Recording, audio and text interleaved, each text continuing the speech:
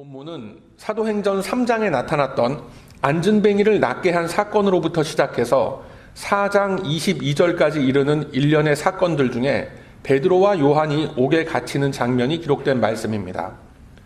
오순절 성령 강림으로 시작된 초대교회의 출범은 그동안 많은 것을 우리들에게 보여준 바가 있습니다. 예수 그리스도의 십자가 죽음과 부활, 승천하심, 그리고 이어진 성령의 강림으로 인해서 예수 그리스도의 몸을 상징하는 교회가 이 땅에 세워졌습니다. 하나님의 가시적인 몸으로서 이 땅에 세워진 교회는 그 첫 모습이 어떻게 소개가 되었느냐면 서로 모여서 교제하고 떡을 떼며 기도에 힘쓰는 모습이었습니다. 그리고 함께 모여서 무엇을 했습니까? 열심히 예배드리고 성경 공부를 했습니까?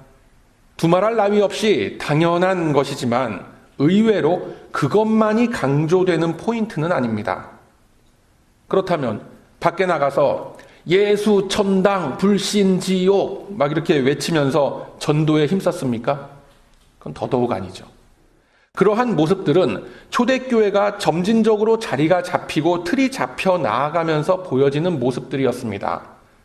이 교회가 처음부터 우리들이 섬기고 있는 이러한 모습으로서 단 한 번의 세팅이 되어진 것이 아닙니다. 시대가 변하고 시간이 계속 흐르는 속에서 여러 사람이 나타났다가 사라지고 하는 과정들을 겪으면서 현재 우리들 교회의 모습과 같은 이 교회가 형성되어진 겁니다. 하나님은 초대교회의 첫 모습을 보여주시면서 교회가 이 세상을 향하여 가져야 할 사회 속에서의 형상, 공통 분모적인 모습을 보여주고 계신 겁니다. 이게 무슨 말이냐면 교단과 교파를 다 초월해서 예수 그리스도가 주인된 그의 몸된 교회라면 반드시 행해야 하고 반드시 나타내야 할 모습들을 사도행전 2장 후반부에 자세하게 기록해 놓으셨던 것을 우리가 확인한 바가 있습니다. 모든 물건을 통용하고 재산과 소유를 팔아서 각 사람의 필요에 따라서 나눠주고 날마다 성전에 모이기를 힘썼으며 집에서도 떡을 떼고 순전한 마음으로 음식을 나누고 하나님을 찬미했다라고 했습니다. 다시 말해서 물건과 재산의 분배에 대한 언급이 가장 먼저 등장하는 이유는 이 땅에 세워지는 하나님의 나라 안에서는 인간의 소유욕과 정욕이 중심이 되는 그런 모습이 되어서는 안 된다라는 것을 상징적으로 보여주셨던 것입니다. 즉 초대교회의 대표적인 모습으로 드러난 것들의 특징을 보면 모여서 기도하고 말씀을 알아가기에 힘썼고 그에 못지않게 성도 간의 교제, 이 릴레이션십, 펠로우십이라는 것을 매우 중시했다라는 것을 알 수가 있는 겁니다. 그리고 그로 인하여서 온 백성에게 칭송을 받았고 또 하나님께서는 구원받는 사람의 수를 날마다 더하게 하셨다라고 성경은 증거하고 있습니다. 이러한 초대교회의 모습이라면 누구를 막론하고 그들을 반대하고 무시하고 핍박하는 일들이 없어야 정상입니다. 그럼에도 불구하고 오늘 본문은 베드로와 요한 사도가 감금되는 장면으로부터 시작합니다.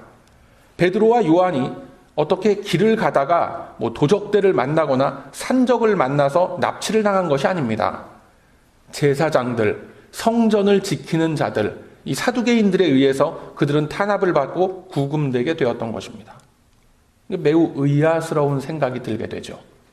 모든 백성들로부터 칭송을 받았고 뿐만 아니라 40년을 안진뱅이로 있던 자를 고쳐주기까지 했습니다.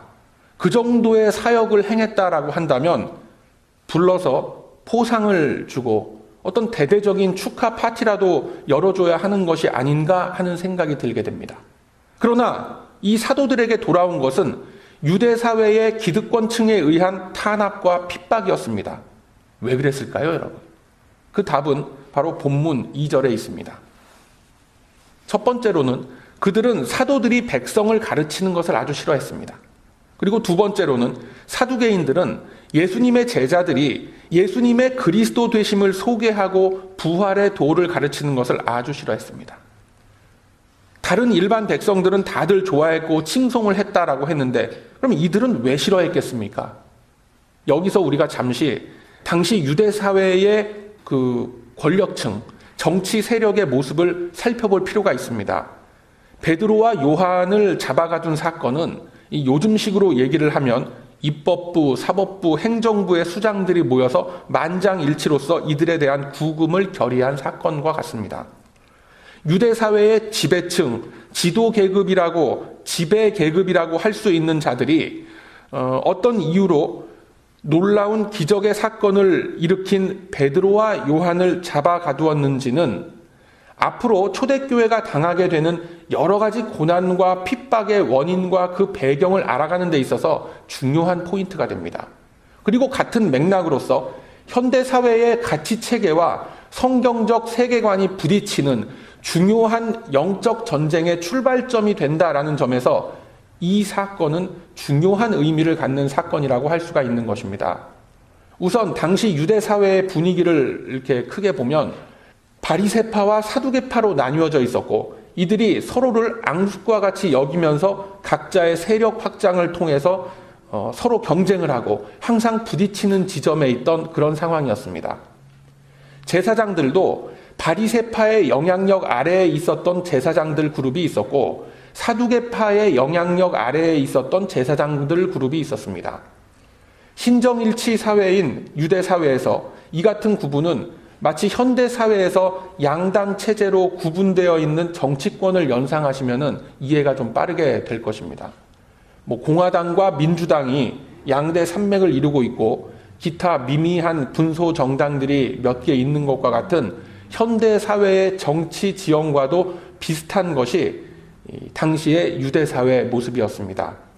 그 당시 유대 사회의 권력은 사두개파와 바리새파가 나눠서 쥐고 있었고 여러 가지 율법의 해석과 사회 문제들을 놓고 이 두 계파가 항상 맞서는 모습이었습니다. 오늘 본문에 등장하는 세 부류의 권력자들은 아마도 다들 사두개파에 속한 그런 무리들로 추정이 됩니다. 사두개파의 특징이 뭐냐면 영의 세계를 인정치 않는다라는 데 있습니다. 그들은 육신의 부활은 물론 영혼의 불멸도 믿지 않는 무리들이었습니다. 그렇기 때문에 매우 세속적인 가치관을 가지고 있었고 이들은 이방 문명을 받아들이는 데 있어서도 매우 개방적인 성향을 보였던 사람들이었습니다. 그러다 보니까 현실 속에서 이루는 부와 물질의 축적, 그리고 현실 속에서 정치사회의 이 권력을 갖는 것을 최우선의 가치로 여기고 있었던 그런 무리들이 바로 사두개파 사람들이었습니다. 당연히 사두개파에 속한 사람들 중에는 재력가들이 많이 있었고 사두개파에 속한 제사장들과 성전을 지키는 임무를 맡았던 세력들은 그들의 기득권과 재산을 지키는 일에 모든 가치에 우선을 두었던 부류들이었습니다. 그러다 보니까 성전을 개혁하고 성전을 정화하시는 예수님의 모습과 그분의 가르침들 그리고 그의 제자들의 모습들이 눈의 가시와 같이 여겨지는 것입니다. 이 같은 사두개파는 나중에 예루살렘의 멸망과 함께 역사 속에서 사라지게 되었지만 현대 교회를 좀먹고 있는 물질의 부흥과 만몬을 섬기고 있는 현대인들의 정욕을 투영하면서 계속해서 이 현대 사회 언저리의 모습을 바꿔가면서 남아있는 것이 현실입니다. 이에 비해서 바리새파라는 것은 율법의 문자적인 실행을 강조하던 근본주의 유대인 그룹이었습니다. 이들은 경제적인 부의 축척보다는 율법적인 정죄와 함께 율법으로 이루어진 생활 속의 규칙과 법률들을 계속 만들어서 사회를 통치하려고 했던 무리들이었습니다. 서로가 이렇게 라이벌 의식을 갖고 대립하던 무리들이었지만 그들 모두를 싹 다 인정하지 않으시고 책망하시는 예수님 앞에서 그들은 언제나 이 5월 동주와 같은 모습을 보였던 것입니다.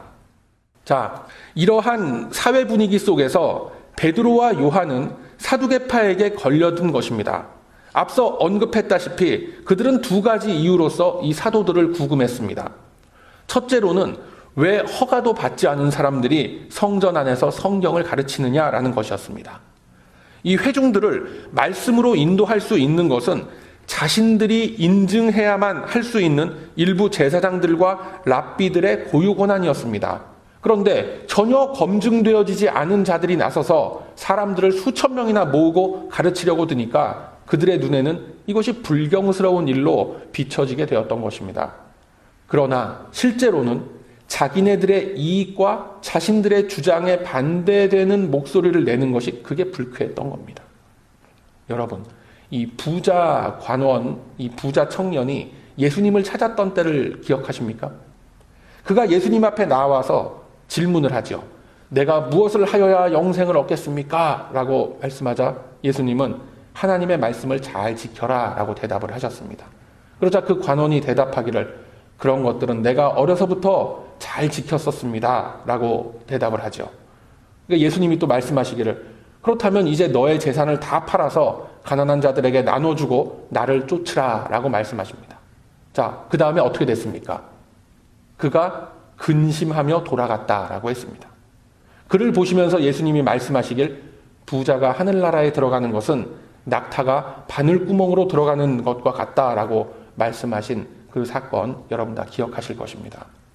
그만큼 마음의 중심이 물질을 향해 있으면 하나님을 겸하여 섬길 수 없다라는 말씀입니다만 이 같은 예수님의 말씀은 사두개파 사람들의 시각으로는 도저히 받아들이기가 힘든 가르침인 겁니다.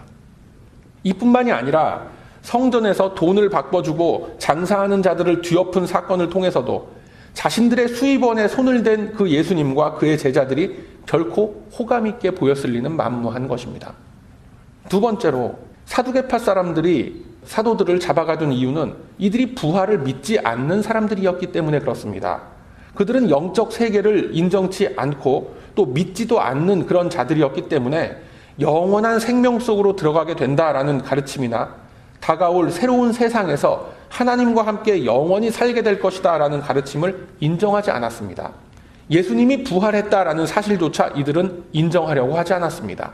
부활과 장차 있을 심판을 믿지 않았기 때문에 사도들의 가르침이 이 사두개파 사람들에게는 매우 거슬리는 것이었고 자신들이 세워놓은 유대교의 권위를 허물어뜨리는, 요즘 말로 얘기하면 체제 전복의 위험이 있는 불순분자들이라고 생각했던 겁니다.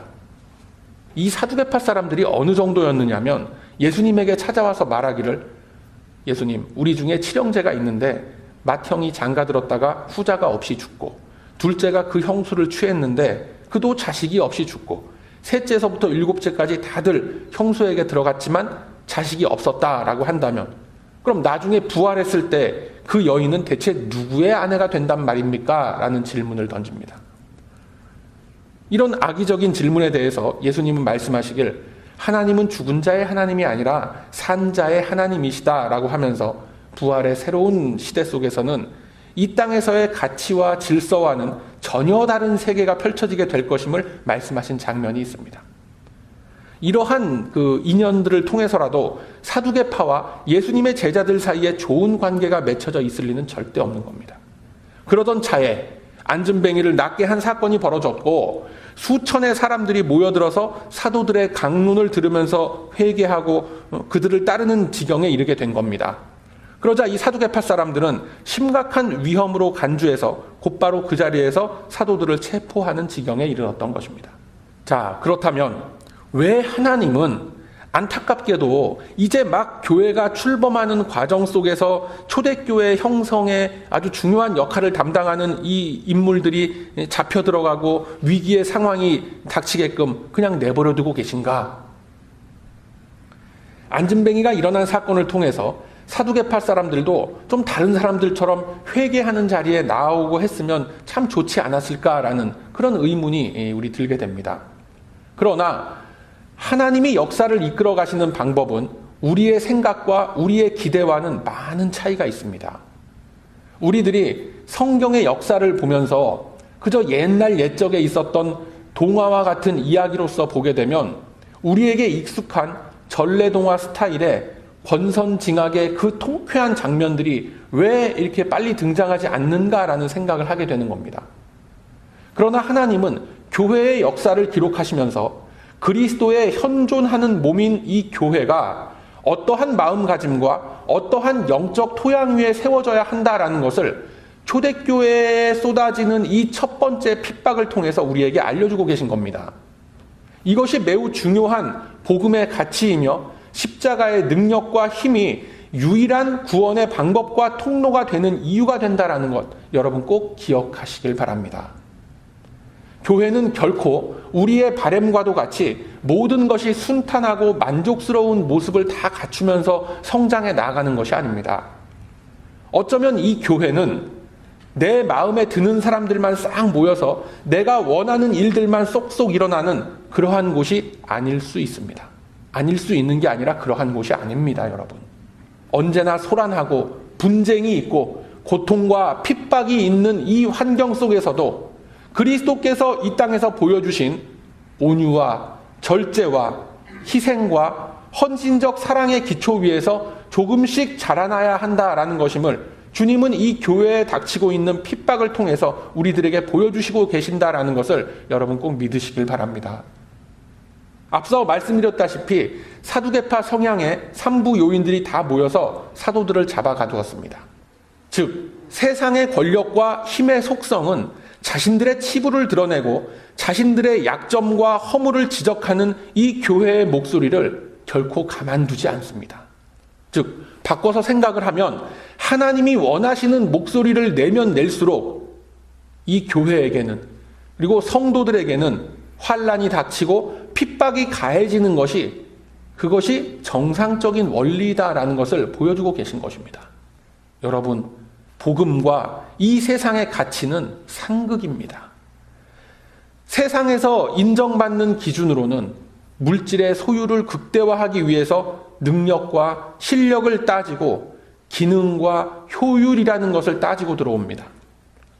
그 당시 바리새파, 사두개파 사람들을 보면 열심으로 성전에 나와서 제사를 지냅니다. 그들이 무엇을 위해서 그렇게 한 겁니까? 결국은 세속적 가치의 추구를 위해서 그렇게 했던 것입니다. 이러한 모습은 현대 교회 속에서도 크게 다를 바가 없는 모습으로서 보여집니다. 세속적인 가치에 물들은 교회에서는 세상에서 말하는 성공이라는 것을 추구하게 됩니다. 그리고 그 성공이라고 이야기하는 것의 본질 속에는 결국은 물질의 풍요로움이 있다라는 것입니다. 이에 반해서 성경적 가치 기준에서는 성공이 아니라 승리함을 말하는 것입니다. 여러분, 우리는 성공해야 하는 사람들이 아니라 승리해야 하는 존재들인 것입니다. 그럼 무엇에 대한 승리입니까? 하나님을 반대하고 하나님 안에만 있는 이 거룩한 것들을 보고 비효율적이라고, 무능한 것이라고, 바보스러운 것이라고, 비현실적인 것이라고 폄하하는 그 유혹과 공격에 대한 승리를 말하는 겁니다. 오늘 본문에 등장하는 사두개파에 속한 유대 사회의 기득권층들은 하나님을 믿는 무리들이 아닙니다.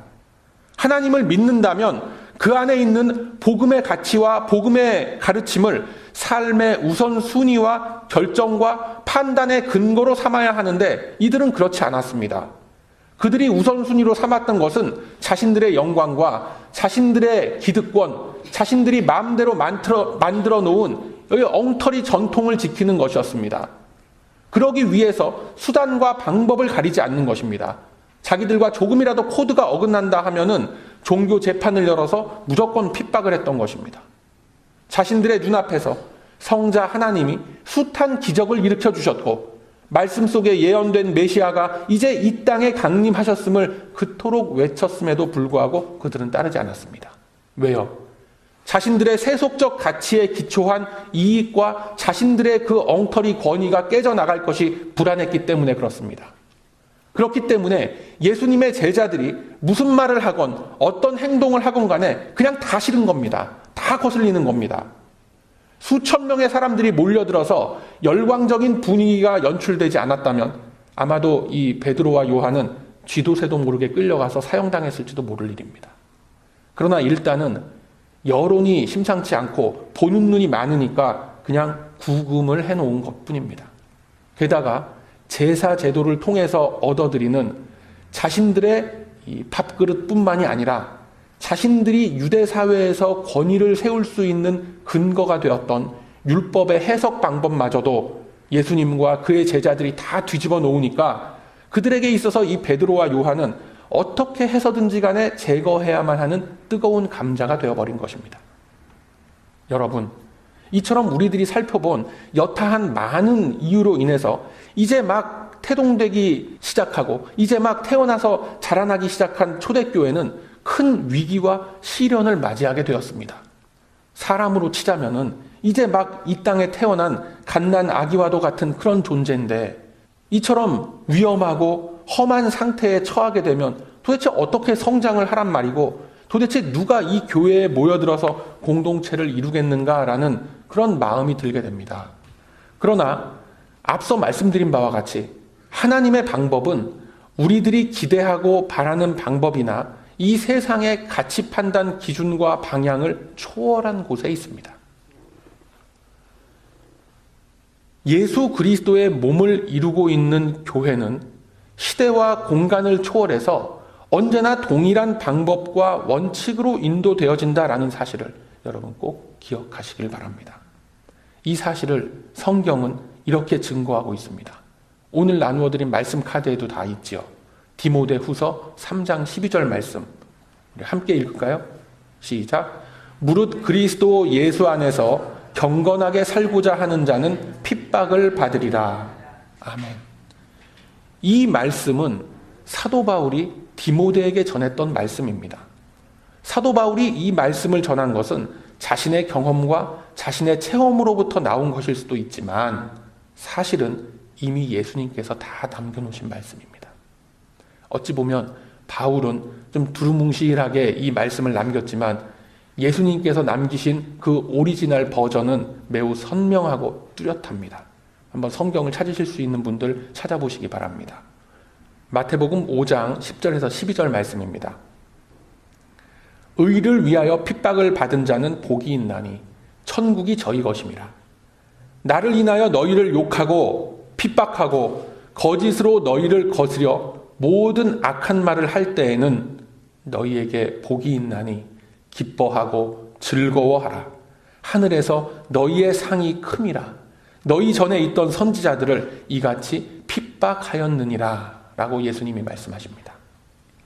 아주 유명한 팔복의 8번째 복에 대해서 말씀하시면서 앞선 7가지의 복보다는 훨씬 더 설명이 길고 강조하는 부분이 많음을 우리가 보게 됩니다. 즉 성자 하나님의 거룩한 몸이 이 땅에 세워졌지만 그 몸은 영화롭고 명예롭고 부유하고 풍요로운 자리에 거하지 않는다라는 것입니다. 세상의 가치 기준에 의해서는 고통이 따르고 가난하고 찢기고 괴롭고 억울한 자리에 거하게 되는 것이 이곳에 실존하는 그리스도의 몸된 저와 여러분의 처지인 것입니다. 언제나 마구간에서 시작해서 십자가로 향하는 것입니다. 그게 우리의 인생입니다, 여러분. 우리네 인생 여정 또한 이러한 길을 걷는 것이 이상한 것이 아니라 지극히 당연한 것이다라는 겁니다. 아니, 이 교회에 와서 내가 좀 평안함을 얻고 세상에서 시달리고 이 상처받은 마음이 어떻게 좀 위로받고 싶어서 내가 이렇게 왔는데 어떻게 매일 교회에서 한다는 소리가 뭐 고통이 어쩌니 뭐 핍박이 어쩌니 아니 교회에 오니까 어떻게 마음이 더 고통스러울 수가 있냐 이거. 이렇게 생각하시는 분들 분명히 계실 겁니다. 그런 분들 마음 제가 충분히 이해하고 공감합니다. 그러나 매우 죄송스럽지만 여기는 이 교회는 그런 색깔의 믿음을 기대하고 오시면 안 되는 곳입니다. 번지수 잘못 찾아오신 거예요 지금. 여러분 이 세상에는 2가지의 신앙이 있습니다. 첫 번째, 나의 필요와 나의 요구를 충족시키기 위해서 도우시는 존재로서 하나님을 찾는 신앙이 있습니다. 이게 1번이에요. 2번, 또 다른 신앙이 뭐냐면 하나님의 크신 계획 안에 내가 속해 있음을 깨닫고 하나님의 동역자로서 부르심을 받은 의미와 목적을 나의 인생 속에서 찾아가고 맞추어가는 신앙이 있습니다. 이것이 2번입니다. 정답이 뭐라고 생각하십니까? 사랑하는 우리 배단위 가족 여러분, 우리들이 이루고 있는 이 교회는 즉 내가 부름받은 성도의 자리는 계속해서 완성되어가는 과정 중에 있는 자리다. 그러한 우리 교회다라는 것을 잊으시면 안 됩니다. 환난과 핍박이라는 것은 장차 영원한 하늘나라의 영화로움 속으로 들어가기 전까지는 언제나 우리 곁을 떠나지 않는 자극제로서 존재하는 것입니다. 이제 좀 잊혀질만 하면 어김없이 찾아와서 우리를 깨어있게 하는 알람 소리와도 같이 우리 교회 앞에 항상 존재하는 것입니다. 오늘 본문을 시작으로 해서 이제 초대교회를 향한 환난과 핍박은 본격적으로 시작될 것입니다. 그리스도의 몸은 이제 세상의 가치와 세상의 요구와 세상의 바램과는 전혀 다른 방향과 목적의 패러다임을 안고 출발했습니다. 이 세상이 원하는 사상과 이 세상이 원하는 가치 기준이 몰아가는 방향과는 전혀 반대 방향으로 역풍을 뚫고 나아가게 될 것입니다. 여러분, 우리 모두는 다 똑같은 이 십자가의 길 위에 세워진 동역자들이고 십자가의 동지들인 것입니다. 우리 앞에 놓여진 여러 가지 핍박과 이 환난의 것들을 함께 싸우며 서로를 격려해주고 서로에게 도움의 손길을 나누어야 하는 우리는 한 가족인 것입니다. 바로 그런 이유가 있었기 때문에 초대교회의 모습이 우리들에게 그런 식으로 비추어졌던 겁니다. 어떻게 해요?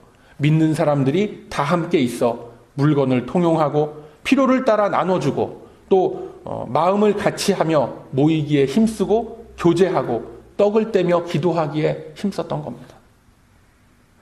똑같이 고난의 길을 가는 가족들이고 동지들이기 때문에 가능한 것입니다. 우리들이 바로 이 모습을 회복함으로써 예수 그리스도의 건강한 몸을 이루어갈 때 주께서 예비하신 크고 귀한 기적의 역사들은 저와 여러분의 삶을 통해서 이런 모습 저런 모습으로 나타나게 될 것입니다. 그래서 실망하지 말고 좌절하지 말고 포기하지 말고 주님이 이끌고 가시는 그 길 위에서 오직 주님이 주신 말씀으로만 승리하시길 소망합니다. 여러분, 이 작은 촛불 하나가 얼마나 귀한 존재인지는 이 환한 낮에는 알 수가 없습니다. 아니 그까짓 거 작은 촛불 하나가 그게 뭐 큰 빛을 내겠는가? 오히려 다들 비웃고 그까짓 게 뭐냐라고 하면서 무시당할 수 있습니다. 그러나 불이 다 꺼지고 해가 지고 어두워지면 어두워질수록 그 작은 촛불 하나의 진가는 크게 드러나는 법입니다. 마치 그런 것과 같이 우리들 앞에 놓여있는 이 환난과 핍박이라는 어두움이라는 것은 우리를 삼키는 것이 아니라 오히려 우리 안에 있는 그리스도의 빛으로 인하여 물러가게 될 것입니다. 그리고 이 시대의 어두움 속에서 오히려 우리네 성도됨의 가치를 높여줄 수 있는 돕는 역할을 하게 될 것입니다. 그 믿음과 그 확신을 가지시고 이제 우리 앞에 놓여있는 여러 가지 환난과 고통과 핍박들 앞에서 당당하시기 바랍니다. 어두워지면 어두워질수록 우리들은 빛나게 될 것이고 우리들이 갖고 있는 이 성도됨의 가치는 더욱 높이 올라갈 것입니다. 그 영광스러운 길 앞에 두려워하지 마십시다. 주님께서 우리 안에 붙여주신 이 귀한 성령의 불은 결코 꺼지지 않을 것입니다. 그러므로 이제는 우리 앞에 놓여있는 고통과 핍박의 길 앞에서 두려워 떠는 것이 아니라 성도됨의 가치를 높여주는 귀한 디딤돌이 됨을 믿는 믿음으로 오직 말씀 의지하며 승리하시는 저와 여러분의 복된 인생길이 다 되시길 이 아침에 주님의 이름으로 축원드립니다. 아멘.